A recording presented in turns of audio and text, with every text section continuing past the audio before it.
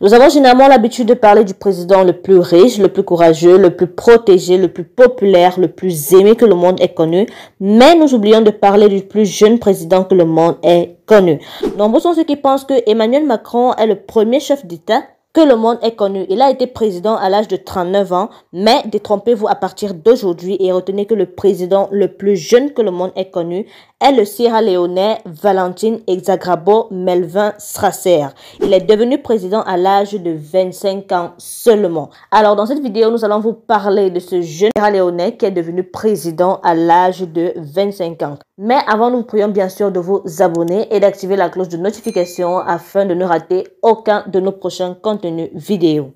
Né le 26 avril 1967 à Allentown, un quartier de Freetown, la capitale de la Sierra Leone, d'un père et d'une mère du groupe ethnique Creole, Valentin Melvin Strasser obtient son baccalauréat à la Sierra Leone Grammar School de Freetown en 1985 à l'âge de 18 ans.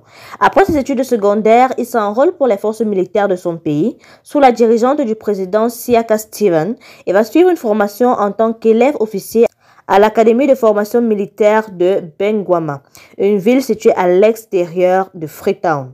Sa formation terminée, il sera nommé comme capitaine à l'âge de 19 ans. Il devient le plus jeune président du monde le 29 avril 1992, après avoir mené une marche militaire de Kailahun pour Freetown jusque dans la maison du gouvernement, la State House, pour contester contre leurs échecs dans la lutte contre le Front révolutionnaire uni. Au fait, le 25 mars 1991, le principal parti d'opposition Front révolutionnaire uni, dirigé par Foday Sankoh, lance sa première attaque dans le village de Bouédou, dans le district de Kailahun. Le capitaine Strasser et ses troupes qui se trouvaient déjà dans une caserne militaire à Kailahun sera envoyé au front pour commander et mettre en déroute les rebelles.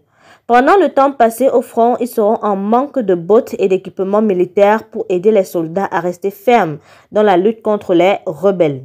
Malgré plusieurs appels, avertissements et menaces adressés aux membres du gouvernement dirigés par Joseph Saïdou Momo en ce moment-là, ces derniers resteront indifférents à leurs cris. Pour contester contre leur échec dans la lutte contre les rebelles et dans le but de réclamer leurs arriérés de salaire, un groupe de militaires dirigé par Strasser va envahir la capitale Freetown. Ils vont marcher jusqu'à la maison du gouvernement, la State House. Face à cette manifestation, le président sera obligé de s'exiler en Guinée-Conakry pour sauver sa vie.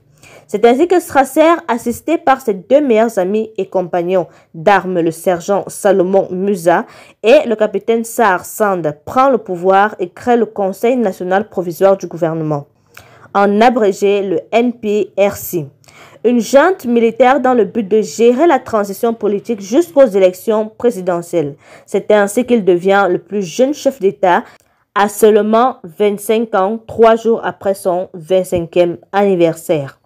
Après son accession au pouvoir, il gardera cette rage de lutte contre les rebelles et fera d'elle l'une de ses principales priorités, mais sans succès parce que le 29 décembre 1992, 6 mois seulement après son arrivée au pouvoir, il sera accusé du meurtre de 29 Sierra-Léonais et de la torture de plusieurs civils non armés.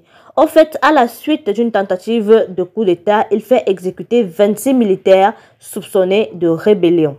À la suite de pressions internationales en octobre 1993, il approuve une transition de 2 années vers la démocratie, c'est-à-dire en 1995, il réduit le taux de criminalité de rue, reprend le recouvrement des impôts, réduit d'un quart les effectifs de la fonction publique et ramène l'inflation de 195% à seulement 15%. Rien ne durant éternellement, son règne ne durera pas aussi longtemps qu'il aurait souhaité. Son adjoint, le général de brigade Julius Maada Bio, soutenu par le colonel Tom Yuma ainsi que le capitaine Kombal Condé, n'étant pas satisfait de la gestion de Strasser pour le processus de la paix, va l'évincer avec un coup d'État militaire. Ce coup d'État sera mené par Maada Bio, qui se proclamera plus tard chef d'État. C'est ainsi qu'il se fait malheureusement éjecter par ses propres militaires et membres du NPRC. Rappelons qu'au cours de son règne, Strasser a survécu à 2 coups d'État et une condamnation généralisée pour meurtre de 29 civils, torture des personnes non armées et innocentes, bâillonnement de la presse et l'enrôlement des jeunes dans l'armée. Il recevra après le coup d'État une bourse de l'ONU lui permettant d'étudier le droit à l'université de Warwick à Coventry en Angleterre. Mais contre toute attente et pour des raisons inconnues, Lasser va arrêter ses études au bout d'un an et va retourner en Sierra Leone où il vivra dans une pauvreté abjecte après avoir refusé d'entrer en Gambie en 2000. Ainsi fut la fin du plus jeune chef d'État que le monde ait connu. Il avait pourtant un avenir très intéressant et prometteur. Nous espérons que la vidéo vous a plu. Si c'est le cas, bien sûr, laissez-nous un like pour nous encourager. N'oubliez surtout pas de vous abonner, d'activer la cloche de notification et si vous avez des informations supplémentaires, n'oubliez pas de les partager avec nous en commentaire pour nous permettre de nous améliorer ou d'apporter plus de détails. À très bientôt pour une nouvelle vidéo.